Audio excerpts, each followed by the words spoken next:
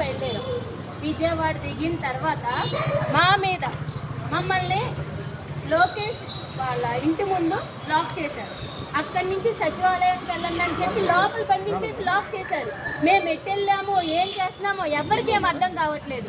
23న సరే వాళ్ళ వైఖరి, ప్రభుత్వం వారి వైఖరిని మార్చుకోకుండా 23న ఎగ్జామ్ పెట్టిందంటే మన మీద దెబ్బ కొట్టనివ్వండి, తీసుకుందాం.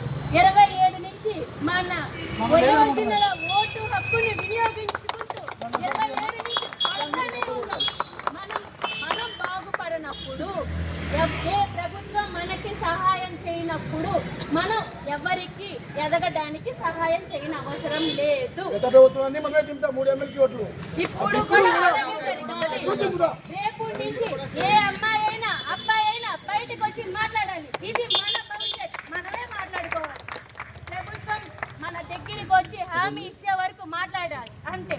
నిన్న ఏమన్నారు ఎమ్మెల్సీ చిరంజీవి గారు, ఆయనకు వెళ్ళి మన రిప్రజెంటేషన్ ఇవ్వలేదు కాబట్టి స్పందించలేదంట.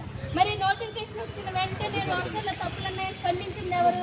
ఆయనే కదా. అప్పుడు ఎవరు ఇచ్చారు రిప్రజెంటేషన్? ఆయన కళలో ఏమైనా ఊహించుకున్నారా? మన ప్రజాప్రతినిధులు మన తరఫున గవర్నమెంట్ వారికి విన్నవించుకోవాల్సింది వాళ్ళే. మనం వాళ్ళ దగ్గరికి వెళ్ళడం కాదు, న్యాయం చేస్తామని చెప్పి వాళ్ళు మన దగ్గరికి రావాలి. రేపంతా మనమంతా సంఘటితం అవుతేనే మనం అనుకున్న విజయం దక్కుతుంది. లేదా మన స్వార్థపరులాగుంటే మన భవిష్యత్ నాశనం అయిపోతుంది. మన విజయం మన చేతుల్లోనే. కదులుతాం, బయటికి రండి, విజయం సాధిద్దాం.